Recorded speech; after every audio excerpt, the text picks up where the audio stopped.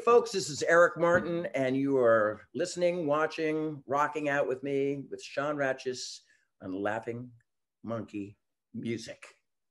Welcome to the Laughing Monkey Music Show. How are you doing tonight, Doug? I'm doing great. I love the name, the Laughing Monkey. That's awesome. Thank you.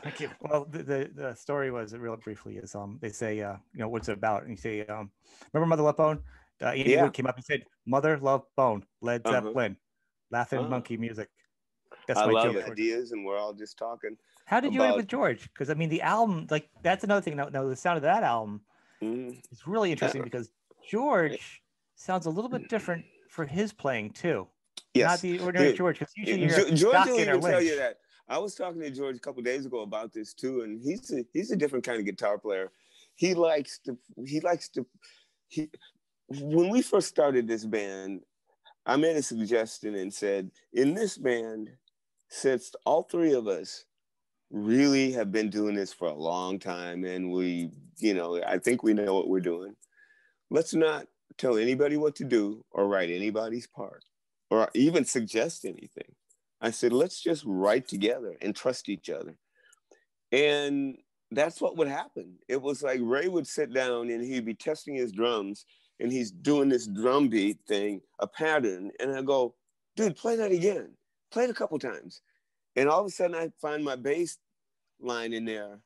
And then we just stop and go, George, check this out. What can you do with this? And George would go, huh? And he just go, and he look at us like, huh? And we go, that's it, And he go, well, how about this instead? We go, no, do the first thing you came up with. That is cool. And he goes, I don't remember what I did. Chris stops and goes, he goes, I remember what it was, George. And he comes in and shows him. Because Chris and George work together. Chris is the engineer. And he watches everything that George does and remembers everything he does. And he goes, it was like that. He records it too. And then we're sitting there and all of a sudden we got a part and we'll play it 4 or 5 times and lock it in and record it. And that's pretty much the way, George would be sitting there. I'd walk in the room one day and George is playing this 12 string and he's playing this riff that was voice noises in the sky, that one. And he was playing the riff and I'm going, ooh, you got the 12 string out. Let me grab my 12 string bass. And I pull my grab and I said, what are you playing there? And he started playing it. And so I started finding what I need to do. And then Ray comes in and all of a sudden he just sits down. And what I love about Ray is Ray doesn't sit down and try to figure out what he wants to do. He sits down. If I come up with a riff, he'll go, oh, I got it. Boom, and it's there.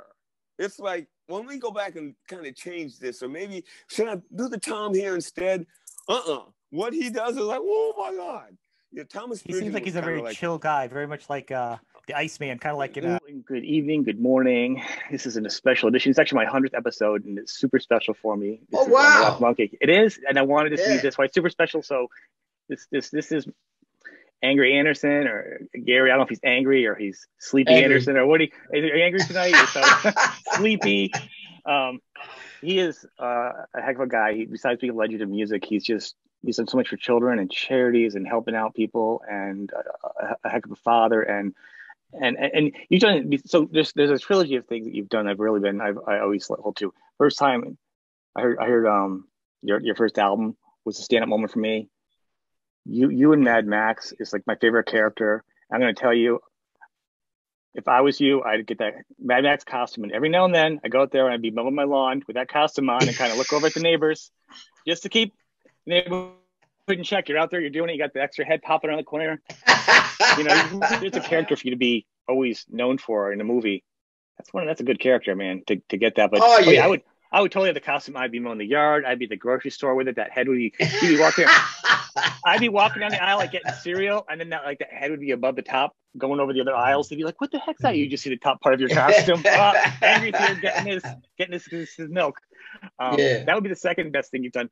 But my top favorite thing you did is it's been on the internet for like, I don't know, 15, 20. I don't know when it came out. It was probably, I don't know if it was an Australian piece they did on you.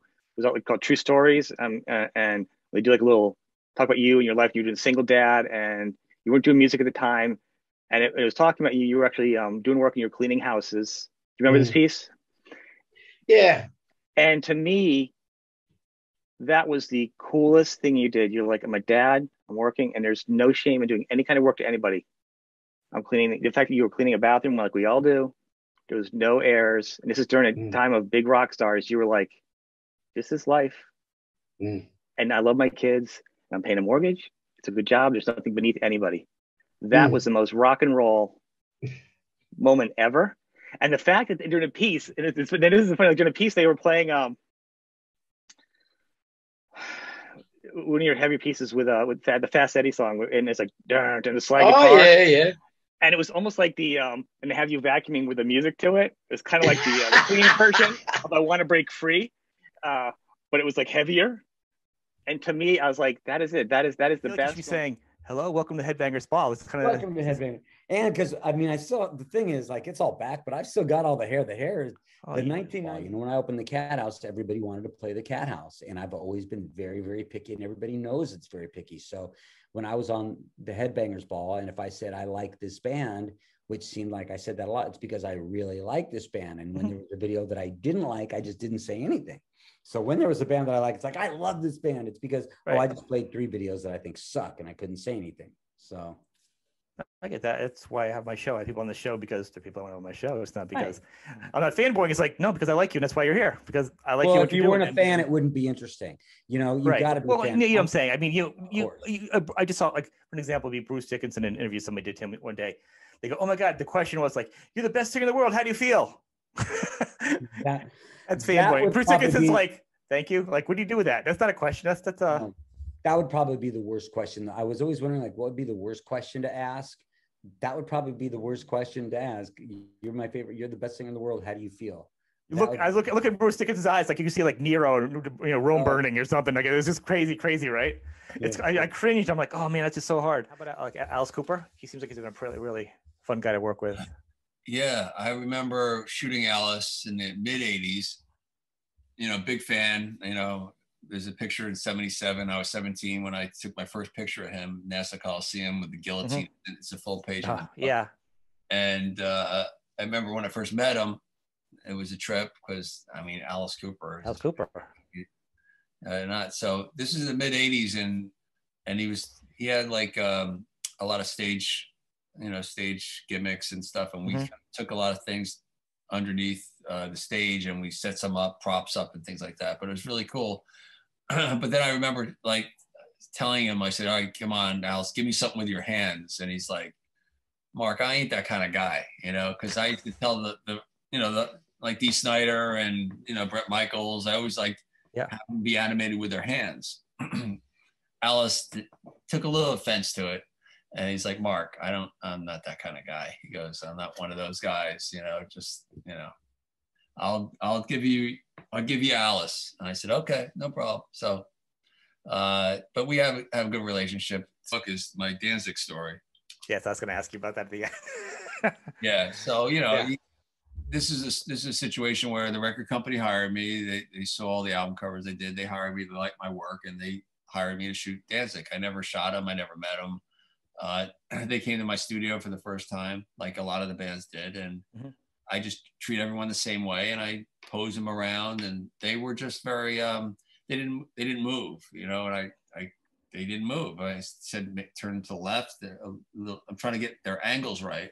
So I really couldn't I couldn't do what the record company wanted me to do, is make them look good. So I just what I usually do when this happens is I go over and I start moving them like yeah. I usually do it kidding around, but when I did it to them, the first guy like kind of went with it. I forget his name. When I got to Glen and I was ready to touch Glen, he's like, "Don't touch me." And I'm like, "Oh, okay." And I took a few more pictures, and I was like, "All right, we're done." They ended up using it for the inner sleeve or the gatefold for that first debut album for Danzig. So it's crazy because, but you were doing it. Like, weren't you trying to adjust the angles to make it look like, Glen was more monstrous, more intimidating, because he's the shortest member of the band, and it's a complimentary shot that you were doing. You weren't, he's only going to look good in it. I know, but he didn't. I guess I don't know. It's just I'm trying to get some different things. When they don't move, it's like you get the same shot. You want to try, experiment, and they really weren't listening. So I went in there and started moving them, and I always kid around, you know, but they didn't laugh. And doesn't surprise I found me. out years later, it's like, I remember going to one of the shows and they scratched my name off the photo pass list, you know, and I found out that, you know, Glen didn't take a liking to me, and that's why. Aerosmith, so you had a good relationship with Joe Perry, though, beyond the regular band when they went separate? Right. Yeah. Well, actually, that's when I developed my relationship with both Aerosmith and Joe Perry. Mm-hmm. When Crespo got in the band for Aerosmith, Lieber Krebs was still managing him, and I was working with Lieber Krebs, and I was shooting their shows, and they were only playing like big clubs at that point. Yeah. It was their dark days, and I got to know Steven well. You know, we hung out a lot with the band. And then Joe was doing a solo project, the Joe Perry project, and he was playing really small clubs, like 100 people. And I always loved Joe, and I was, you know, I went to this show in New Jersey, small club, and, you know, introduced myself, showed him some pictures that I shot that were at Circus, and we kind of clicked. And I was shooting for We Magazine. I was shooting naked girls, like half naked girls with rock stars, and what a concept, right? Right. And I did Ozzy, Motley, did a couple Motorhead, and I asked Joe if he wanted to do it. It's a national magazine, Penthouse, not Penthouse, We Magazine, which was owned by Playboy. And I asked him if he would, you know, pose with a hot blonde, which was my girlfriend at the time. And we got a motorcycle and some cars, and he came over to my house in New Jersey and spent the day there doing that. And, you know, he got a lot of attention. And I know later on he told me, he kind of thanked me because that was like the nail that sealed the coffin on his marriage, because I don't think his wife liked that. But now the Ozzy one, you open it up and it's Ozzy in the bunny outfit. So I tell the story in the book, and it was pretty funny. I remember Sharon coming over. We were doing a photo shoot for Faces magazine cover and we were kind of playing off of Diary of a Madman, and it was a Mother's Day issue. So we dressed him up like a mad housewife, you know, colors in it, just totally crazy, you know, because Ozzy let me do crazy stuff and we had fun doing it. And when we got into the studio, I mean, he was prepared to do that, and that would have been good enough, really. But then when we walked in, I shared my space with another photographer, a commercial photographer. And in the corner of the studio was flowers and a trestle and a bunny outfit. And it was Easter time. So I guess the still life photographer is doing kind of Easter theme, you know? Yeah. And Ozzy says, "What's that over there, Mark?" And I looked over. For the first time, I noticed this bunny outfit. I said, "Well, that's your bunny outfit. We're gonna wear that." He's like, "What?" And then Sharon looked at me. She goes, "All right, boys, I'm gonna go shopping. I'll see you later." And that was the first time I heard Ozzy like yell "Sharon," you know. and then I said, "Come on, Ozzy." He goes, and he's like, "Oh, all right." And he put it on. I couldn't believe he put it on. And then maybe 15 years go by, and I never released them, because how could you release pictures? I didn't even show it to them for approval because I thought it was just ridiculous. You know, Prince of Darkness in an Easter Bunny outfit. This is like 84 when he was the real Prince of Darkness. He wasn't doing too many, he was doing crazy stuff, but that was not even crazy. It was just silly. So I sent the picture on Easter to Sharon and Ozzy. And next thing you know, it's all over the social media. I met Robert Plant many years ago. They come to the Roxy, which was the prime punk club in London, and the Damned were playing. This is a funny little story. The Damned were playing. Yeah. And after about 20 minutes that they'd been on, and it was in a little basement, come down the stairs, and the band were playing in front of the stairs. You could see the staircase. Led Zeppelin came down to check out the new punk scene, right? And then the Damned finished up. They did like one more number and finished, right? And went in the dressing room. Yeah. And I got introduced to Jimmy Page and Robert Plant. And all of a sudden there was a big kerfuffle. And on the stage is John Bonham, the drummer. And he's going, "What is this? What is this? 25 minutes, he'd had a good drink or whatever. 25 minutes, we play for 4 hours.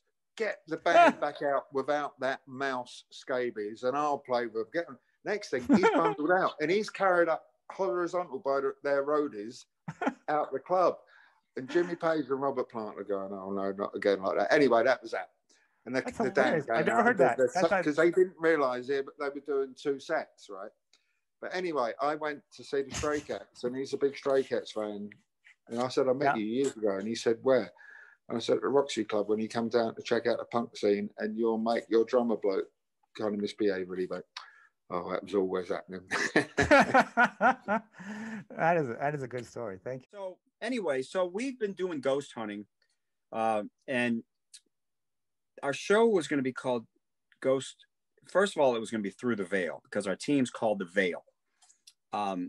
But then we changed it to Ghosts and Guitars, because we're utilizing music, right? And Trigger.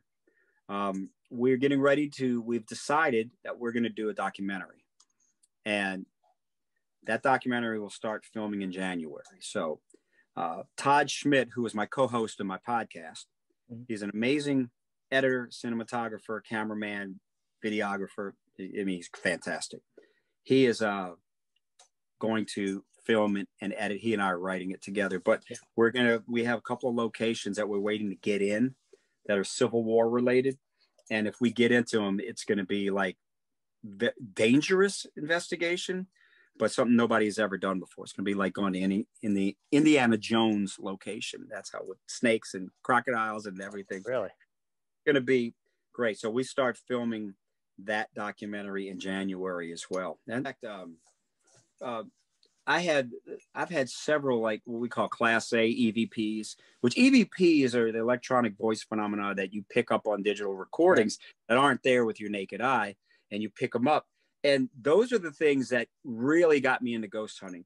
When I first started listening to them, and I would hear examples of voices from elsewhere, it triggered something in me that was like, not only scared the hell out of me, but amazed me into wanting to ghost hunt. And then I'm out there capturing these things and being in rooms with spirits and hearing things and watching things and seeing movements and communicating. And it's just, it's amazing. It's usually when you see, it's usually the creepiest for me. I don't know why. Yeah, it is. Because you think a child's, why is it a child spirit? You know, like there's a place that we went to, the Woodlands Plantation in Louisiana, and an 8-year-old boy, like 100 or more years ago, he died. And his mother, out of grief, drank carbolic acid like a month after and killed herself. We got an EVP of a little boy saying, "Be nice to mom. Be nice to mom." And you can hear it clear. There were no kids anywhere near. I was in a room at night. Now, you're talking about like 2 a.m. upstairs in a haunted plantation, and I'm sitting in there pitch black, and I only have a cameraman sitting over there, and I'm like, look, if you're the little boy, you know, who passed away here, I really feel bad for you. You got robbed out of your childhood. Are you okay? I said, I've got a little ball here if you want to come play with me. Move the ball and just come say hi to me. And that little voice says, "Thanks."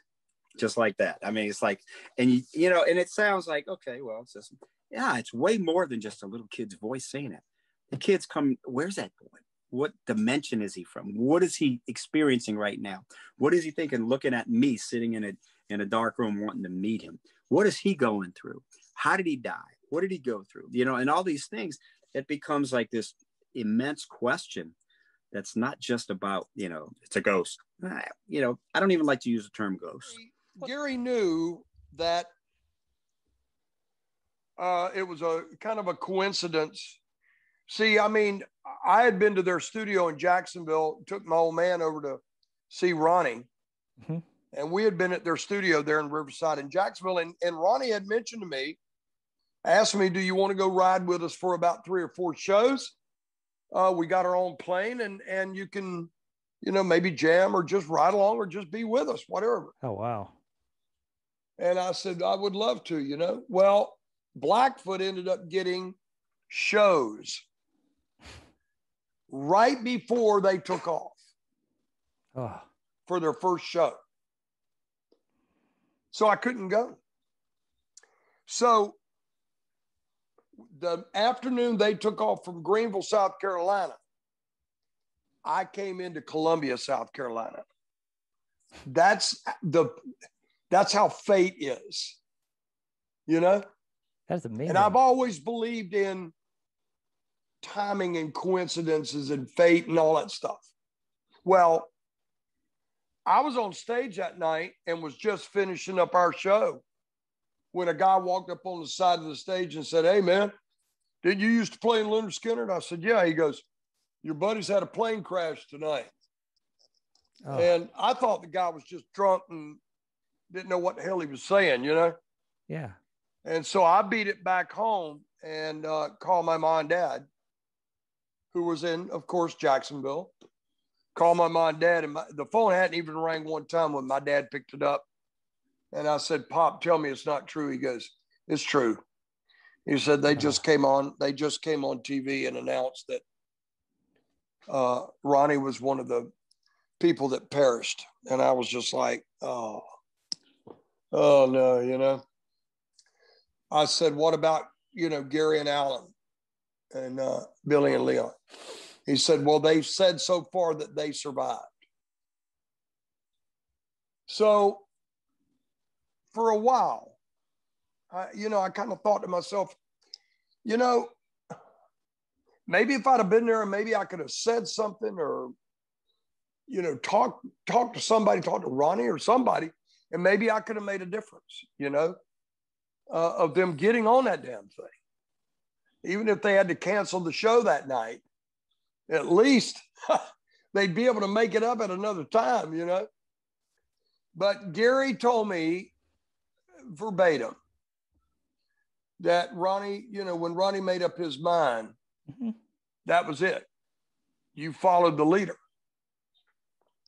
So we're fast forward now. Thank you for sharing that, by the way. I wasn't going to ask you, but thank you for giving that. Sure, man. And fast forward, in 1996, we did a European run, my first European run with Lynrd Skynrd. And, you know, Blackfoot had already been a formidable, very popular band in Europe, you know. Well, we get on the bus that night. It's one of them double-decker buses, and we get on the bus, and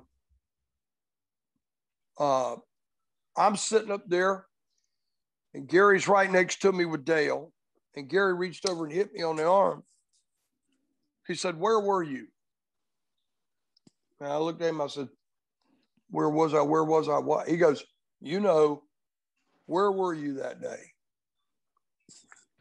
I went, "Oh." I said, "Gary, you guys had just left Greenville and I had just come into Columbia." He goes, "Wow." I said, "Yeah." So, hey, call it. And I said, "You know, Gary, I often thought to myself, had I been there, maybe I could have said something or done something." He goes, "Rikki, you couldn't, there's nothing you could have said or done." He goes, "You know what? It wasn't meant for you to be there then. It's meant for you to be here now." A little bit of an intimate thing. You're there doing your downward dogs and your warrior threes and everything. But he walked into the room, you know, just as I was in mid whatever I was doing, you know, doing my intimate pre-gig yoga. And Kip looks at me and he goes, "Ah, so you do yoga, huh?" Yeah, I do. One leg, you know. And it's a half-hour routine, right? Practice, as it's called. And I'll be damned if Kip Winger didn't stand there and have a conversation with me for the entirety of this one yoga session before the show. And as it turns out, and it's not because he was like stalking me or anything like that. I don't get that from him. It was inappropriate. I'm like, "Yeah, I'm a vegan," and you know, and it's a good story. You know, but at one point, so I'm doing my thing and we're talking, and I'm like, "Okay, this is weird, but it's happening, so it is what it is." And then at one point, so we were in like one of the rooms off to the side from like this restaurant area that was an outdoor gig. And so they put the bands in one of the rooms that was not used as with the restaurant that was part of the complex that all of this was in. And next to, there was the women's bathroom. One of the women's bathroom was down the hallway that door that we were behind led into. So a girl, of course, wearing a winger shirt, a woman at this point, not a girl, like, you know, probably well in her 40s somewhere. And she comes walking down the hall, and now he's standing there, and I'm doing downward dog or whatever I was doing. And I hear from the other side of the door, "Oh my God!" Right?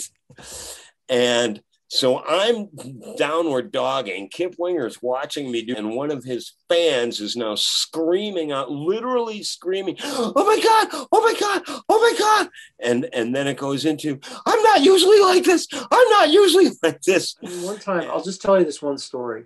And it's a great story. I got the call that we had somebody called at some hotel in downtown Los Angeles. And they wanted a girl right now. They wanted a girl. And I got my car, but I got stuck in traffic to get to this girl's house. So it took me longer than expected. And she was bitching at me, "We're going to lose this." Because what happens is at a certain point, the guy in the hotel will just call another girl. Sure, right. So I'm racing downtown.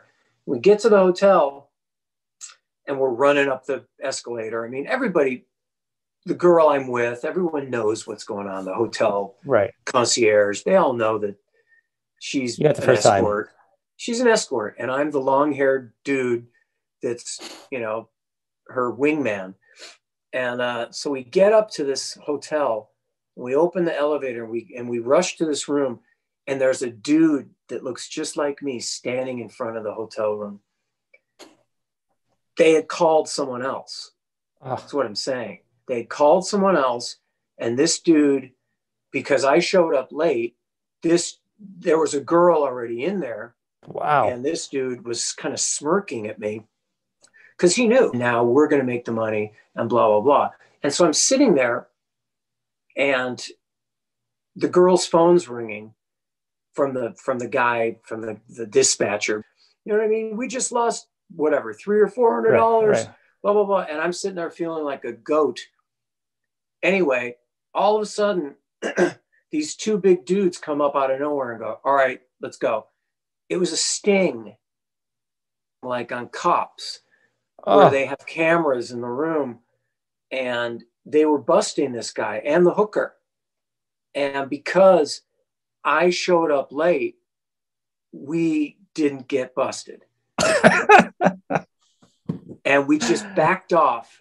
We saw what was happening. The dude, the guy that was me, her driver, was freaking out, sweating. He probably had drugs on him, you know, because it's late night. So he probably had some speed. And we're going downstairs in the escalator, and I'm looking at her, and she didn't want to know. She didn't want to acknowledge that I just saved her. You know what I mean? Because I was the idiot that was late. We're not going to jail. They're going to jail.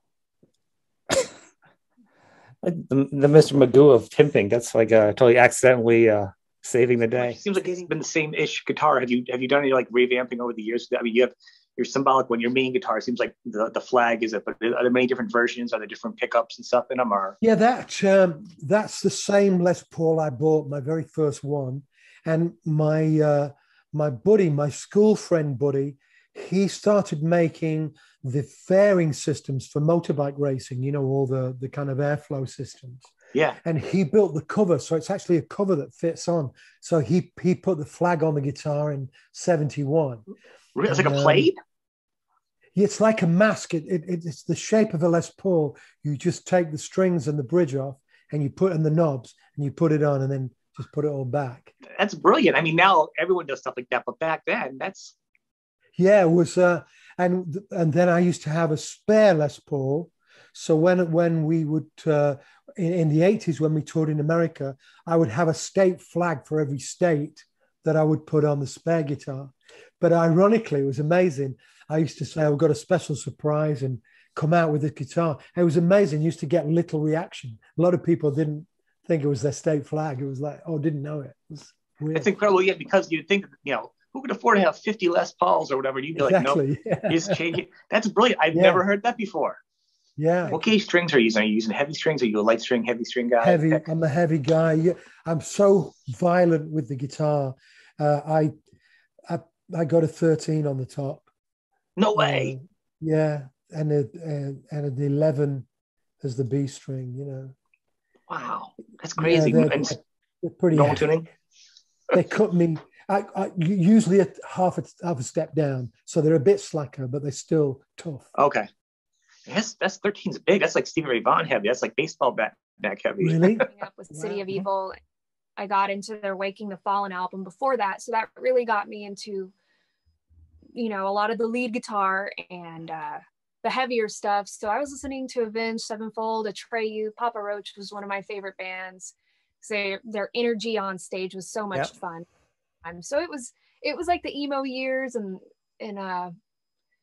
Bullet for My Valentine and all that kind of stuff. So yeah, I had the black hair, the eyebrow piercing, and I was the total goth kid. So yeah. Actually, I saw a picture of you with black hair online. It looks good on you. It works. It works with your skin tone. I sometimes think that, and then I'm like, whew, that was scary. I'm naturally just a light brown. So no, I think because sometimes your skin color is weird. It doesn't match when you change your hair color. Yeah, so it's amazing. So you actually went Iron Maiden. So that's quite a jump from going old school, huh? Yeah, I mean, I grew up listening to Maiden too, because I said my dad was in a band and my parents both listened to it. So I would go jam with my dad and his band sometimes, and they'd be like, learn Flight of Icarus or learn this or learn Wasted Years or whatever. And I would kind of listen to whatever songs they had downloaded onto their computer at the time. And I would just go through, it'd be like, Iron Maiden and AC/DC, Megadeth, whatever you could think of. So if you go back, I don't know if these videos are up anymore, but I had a couple of my early YouTube videos, you'd see a Killers poster on the wall behind me. And I think I even played 2 Minutes to Midnight or something. And so I know when I first started, when I first played with the girls, with the Maidens, I remember they asked me if I even liked Maiden. I'm like, of course. That's, that was a big influence on my guitar playing growing up, so luckily I got into a tribute band that I actually love. Eric's he's like a brother to us. We met Eric back on the Warren Trickster Firehouse tour in 1991, and we were, Pete, our singer especially, we were obsessed with the Mr. Big Lean Into It record. And all I can say is, we played that record probably for 6 months straight, every day on the tour bus. We knew every vocal line, every guitar lick, every bass lick, every drum. And so we invited Eric out to when we played up in San Jose, and we just hit it off immediately. Like I've always said, and I say it to him all the time, I say, dude, you've always been like one of us. It's funny because he was born in Long Island, so he's got sort of, was he? Though he's lived out in, Northern California most of his life, he's from, New York, Long Island. He was born. So he has that East Coast sort of sense of humor, and we just get on so good. And what's funny is we have a text group, and we have, with Chris Jericho, who's another brother, and Joey Casada. We all play together. It's called the Gig. So we're threatening to actually start a band with it. So I don't know. Joey Casada is going to be here at the studio on Sunday. We're cutting some drum tracks. So, I'm betting we might be cutting one of the first Gig Pigs songs. That'd be pretty funny. Yeah, we have a blast together, but Eric is great. Yeah, we go out and we do a Mr. Big Trickster kind of best of show. Eric Martin and the Dirty Tricksters or whatever, however Eric wants to do it. Hey man, this is Eric Martin from Mr. Big, and I got my knucklehead brother Stephen PJ from Trickster behind me, and the Italian Stallion on drums, Joey Casada. Eric's a handful, man. We love him to death, and it's a blast. And all I can say is, that's my thing over the last couple of years. I just, being a one-band guy for so long, and even after Trickster, I would go from project to project, but it was always kind of one band. And then I'm going to say over the last 12 years, I've really ventured out to where, of course we know about the Def Leppard situation and doing that, and then with the same thing with I know what you're talking about.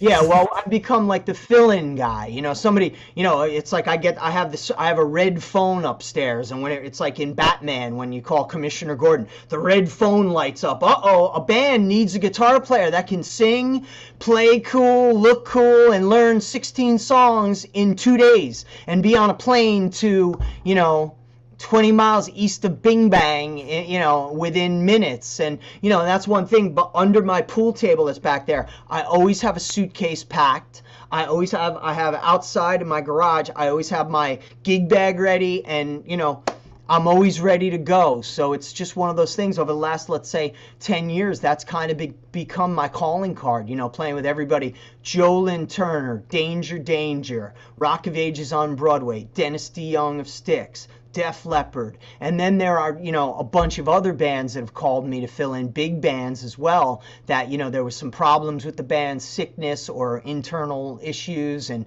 you know, hey man, I'm not sure if we're going to need you, but it's pretty cool to have that kind of notoriety and be able to do that. And, you know, most of all, it comes down to everybody that calls me. Most of these people are my friends, so they're like family, especially Def Leppard and Dennis DeYoung.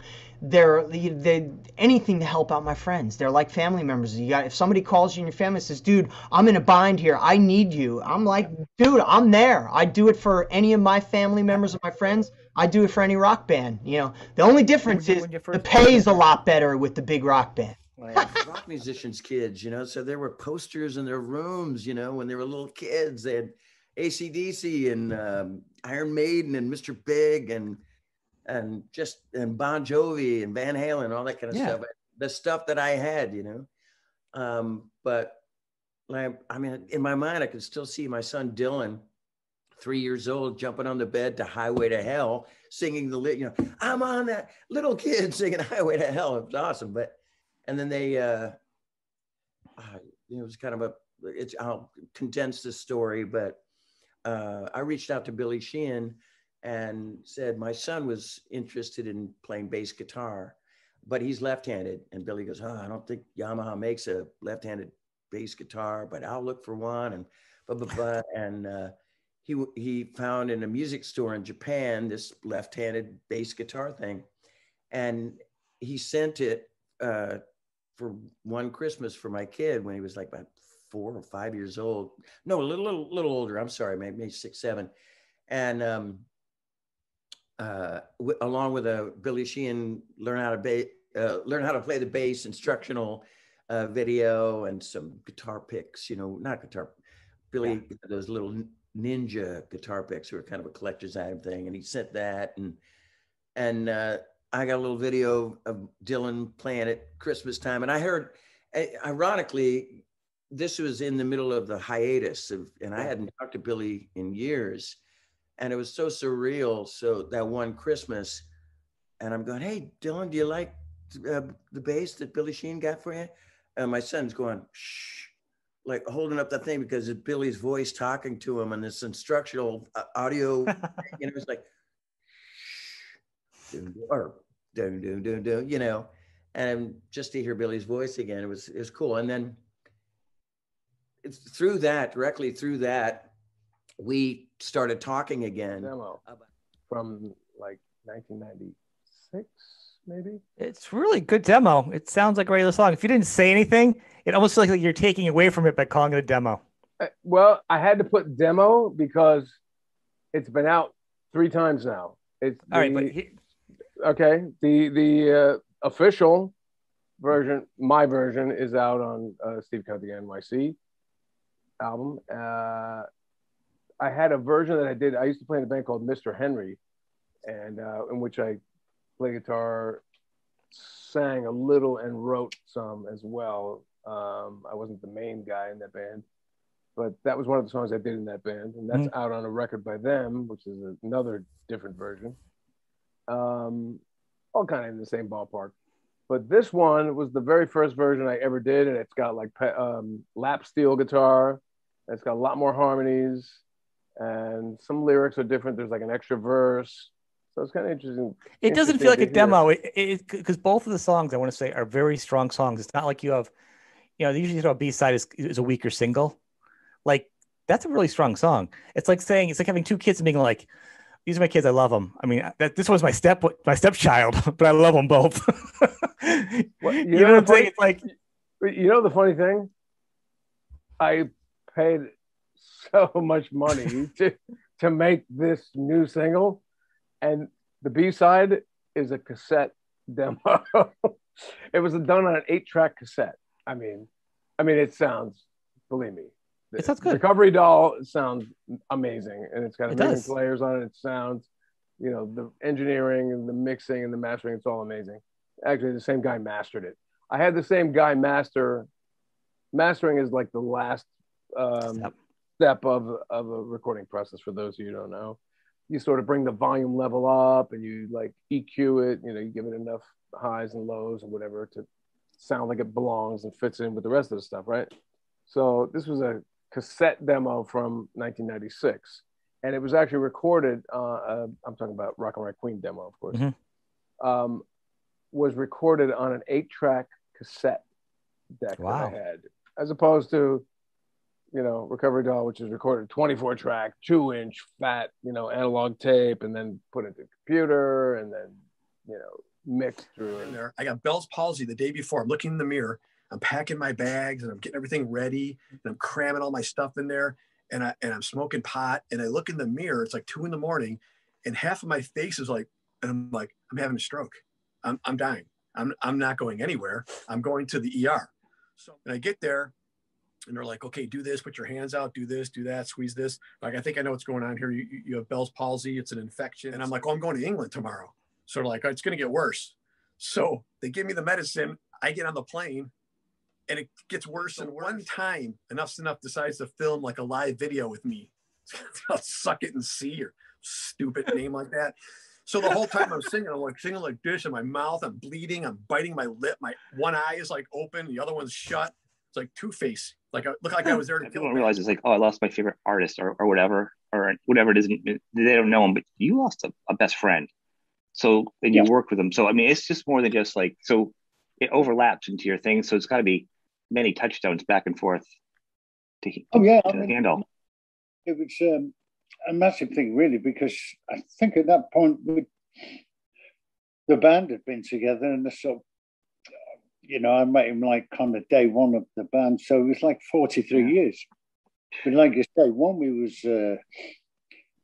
did all the music together, but also we were friends as well, and spent a lot of time together, more than our wives, girlfriends, kids, or you know.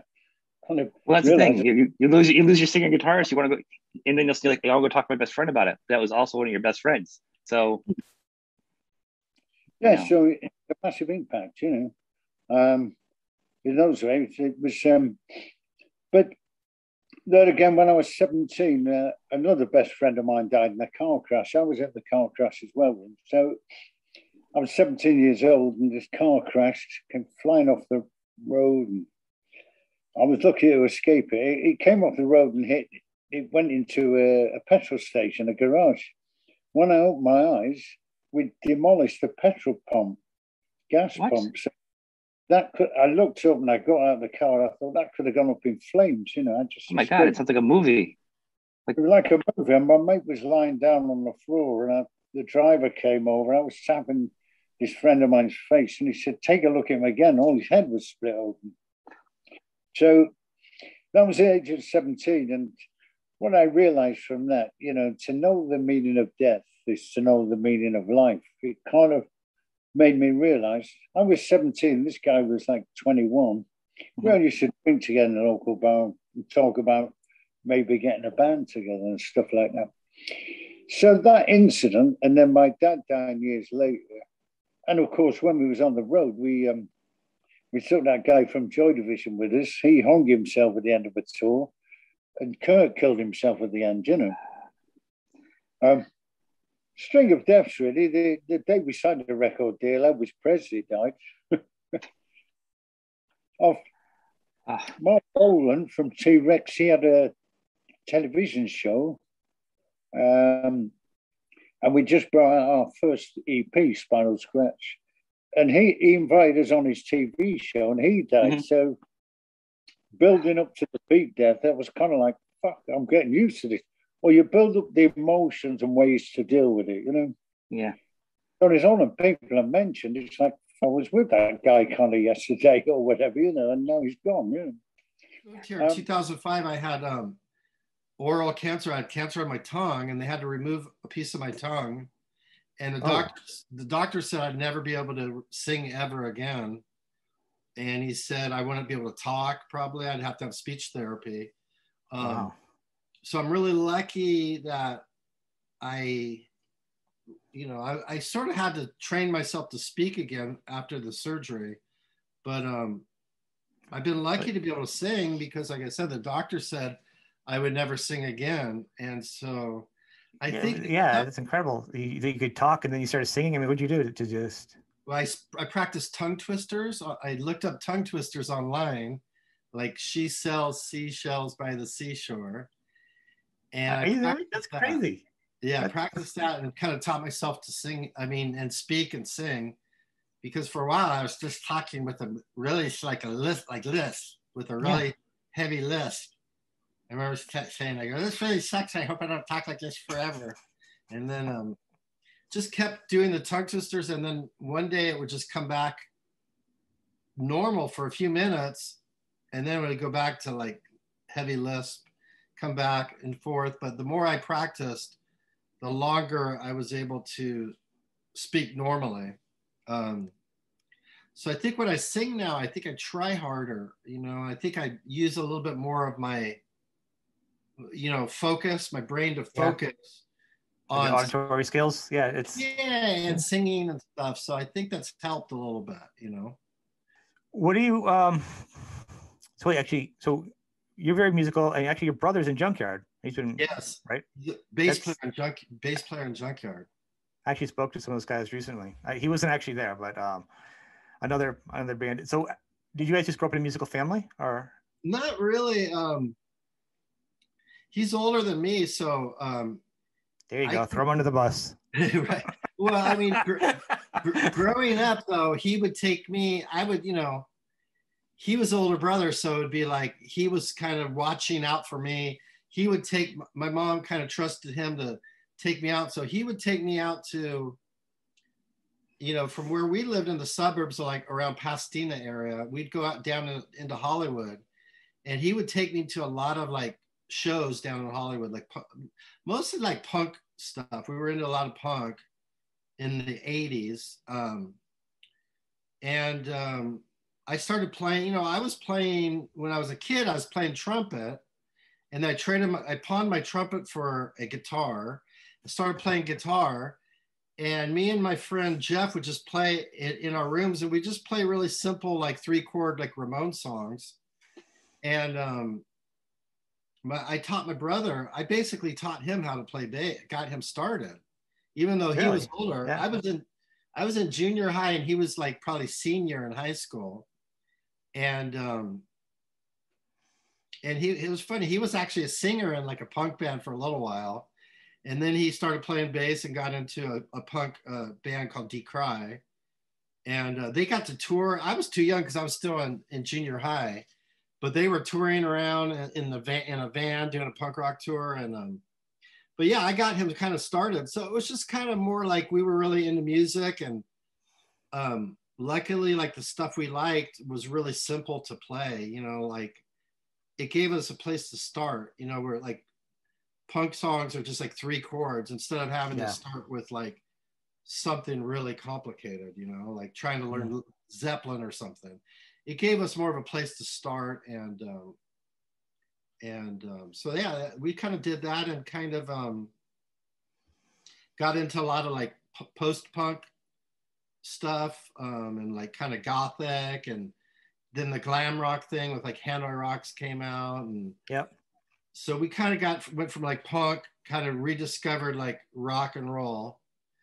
But I guess before we were into punk, we were into all the classic rock stuff, Zeppelin and AC/DC. But yeah, and so we just got into a lot of cool stuff, and we didn't really come from a musical family. I guess our family was real supportive of us playing music. So basically told me, hey, I'm playing with, Tammy in a band called Fast Pussycat, and so yeah, I met Tammy and started playing with those guys, and luckily, you know, Shanghai never really went on to do anything, but Fast Pussycat, we were lucky enough to get signed pretty quick. I think we were together for about six to 8 months, somewhere around there, you know. That's pretty crazy. Mark put in the album, right? Mark was the guy that was. Yeah, Mark was on the first and second record. Okay. And got he got in trouble. He got in trouble. He was shipping something in the mail, right? Him and Eric shipped heroin to themselves on, you know, stupidly, like using FedEx, and got in trouble. That is insane. That is just like crazy. That's fantastically interesting. You did something really cool a while back. You've done super charity work, and I think I gotta bring it up because it's pretty awesome. You do it. I know. I read this one thing. I want to hear a little more backstory. So you had I think 2012. You chopped your hair. Oh yeah, shaved it all off bald. That was for. It's called St. Baldrick's. It's a kids cancer charity, and I think I raised like $20,000 or something. A lot of money. That's a lot.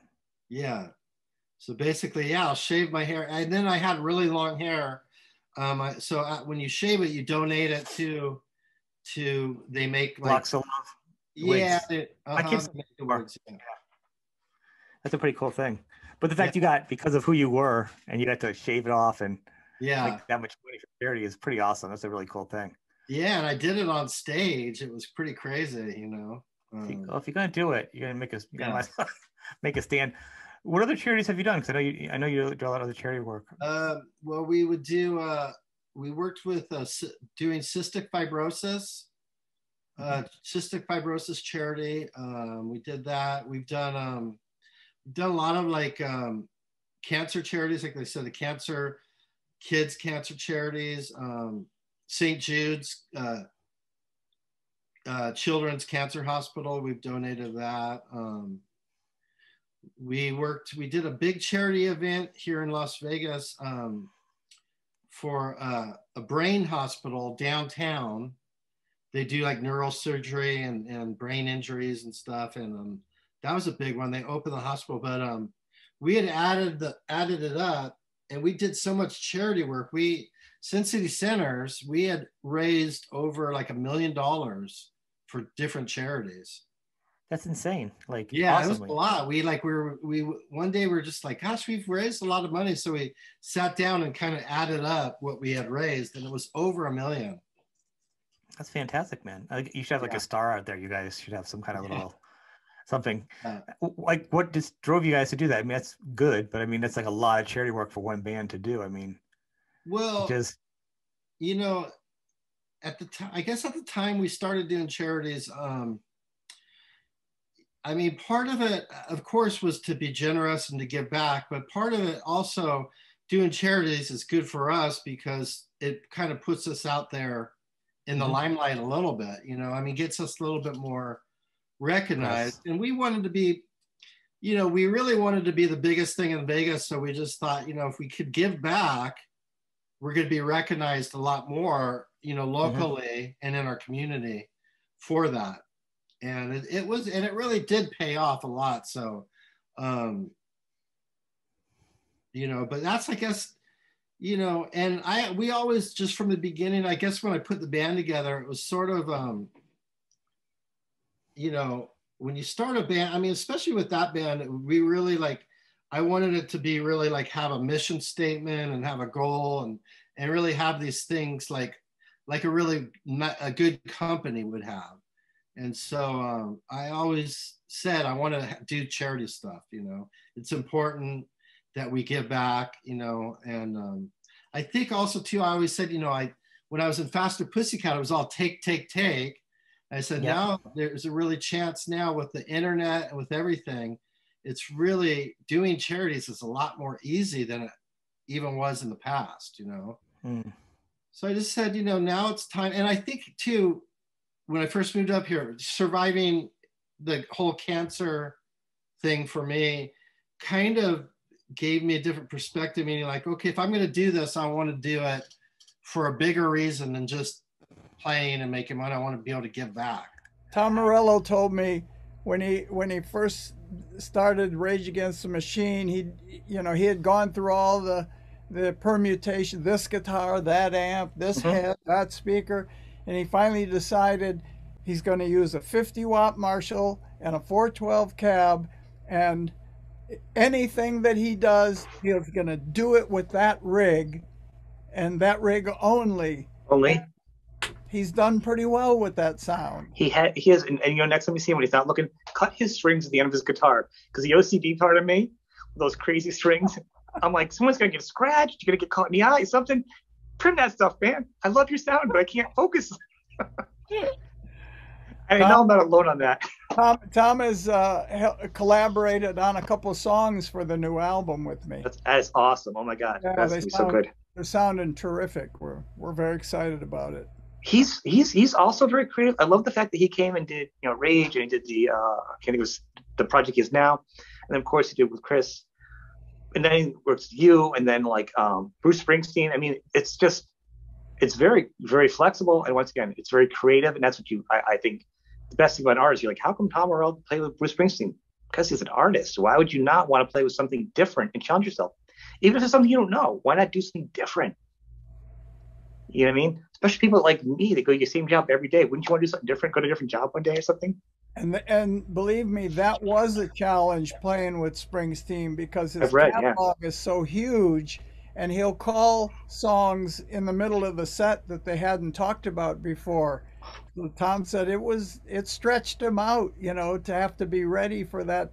Didn't he have like 80 songs or like 50 or 80 songs to learn? I mean you read bands 52 he had to learn.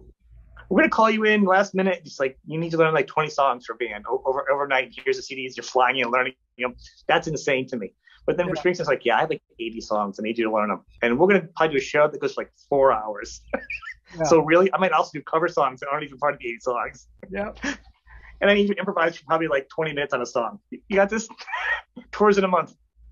Yeah. So of course he did have the security blanket of there being 4 other guitar players on the band. So if he didn't know the change, he could the great musician code, when in doubt, leave it out. A good example is Tesla. I produced their first 3 albums with Michael, and obviously on every album we said no machines, and there was a reason for that, is we kept it real. I mean, that was before Pro Tools, so where you wouldn't put something on a grid and perfection each bar. So we would have the band play live in the studio, and then obviously do overdubs, do a guide vocal, but try to keep the essence of a band playing together. Because I always found, as going into a lot of live shows, I'm saying, well, they sound and feel better live than they did in the studio, on a studio recording. Yeah. And there's a reason for that, because people tend to overanalyze. When I says, okay, I'm going to take a band in the studio and say, okay, we're going to elevate your live show now, okay? So it's very important that they're able to capture what they do in the studio live. That's always been my mantra. And so far, for the most part, it's worked. And, obviously, it depends on the musical genre you're working on. So when I was working at Media Sound, Aretha Franklin was working with Luther Vandross. And it was a funny story. And Luther was a perfectionist, and so is obviously Aretha. Right. And they had a little conflict where, Aretha would sing the song, and Luther would go, hey, let's try another take. And she would go, what's wrong with that take? I said, well, I think we can get it better. Let's try another take. He said, no, that take is fine. And then Aretha started to get a little bitchy, where she goes, I've had more gold records and this and that. Went off on Luther. And this is when Aretha was doing a comeback. And Luther came back and said something to the back of, that might be true, but the only gold you've seen is in the roof of your mouth lately, or something like that. And she stormed out. Funny story.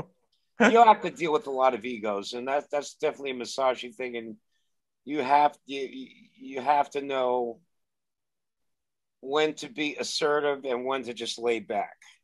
Yeah. I think it's an important thing, and I don't think people always think about that. Like there is a certain skill level to be a successful producer with all these different artists, and to kind of move in and out is how to work with them, and that's a huge skill. Just that people skill, and to put it across to encourage them to be their best that they can be, to push them without pushing them too far. Also, Oh, I've been known to push. Oh yeah, you got good stories about that. Well, it's at a point where if I'm going to work with an artist, I want to make their best record ever. I mean, that's my goal. And it's hard to do when you work with established artists and they've had like 10 multi-platinum albums and you're working with them for the first time. But that's always my goal. And a lot of times when you get these artists that come to the studio, think, okay, he's a name, but we're going to take over and this and that, and that's fine. But at the end of the day, I want to get what I want. Right. And if that means I have to push it, I mean, there was one time I was working with Korn, and I was sitting at 5 o'clock in the morning writing lyrics with Jonathan at my hotel room. And I said, Jonathan, this is what I want you to do. When you sing the song, I don't want a lyric sheet in there. Okay. I want you to memorize the lyrics because I want a gut reaction to the song. And there's not going to be a gut reaction if you're reading the lyric sheet while you're singing the song. And I'll tell you, 95% of all singers have lyric sheets in front of them. And I don't like that. That to me is not real. So I remember Jonathan came in and did a take on one of these songs. And he put so much energy and so much passion, he almost passed out at the end of the take. And that's what I love to see. Yeah, it's funny because when we got back together after that, it was roughly a 10-year hiatus. Yeah. We thought we were just going to get together for a few shows and have some fun and make some money. We didn't realize it was going to keep going. And it's building and building and building. It's like getting bigger. And, it's weird. And at first we were I remember we kept thinking how long are these people going to keep showing up? It was like the bomb's going to fall out. Yeah, we were waiting for the other shoe to drop. Yeah. And but they never go away, and which is awesome. Our fan base is just so dedicated. It's crazy. Yeah. But I remember the first cruise that we had to do. I was thinking about it. I'm like, oh man, this is going to be a nightmare because you're trapped. You can't get away. Yeah. But once we did it and I got used to it, it's pretty cool. And I think not only did I get used to it, but the fans got used to it too. So you can sort of wander around and people don't really, they'll come up and say hi or take a picture or something, but you're not getting mobbed. They're so used to seeing all the band guys walking around that it's no big deal anymore. Right. And there's a level of respect because they see you doing something, you know what I mean? They're not teenagers anymore. They're not, that much, or they'll be kind of shy to come up to you still. That's true. Well, if you think about the 80s.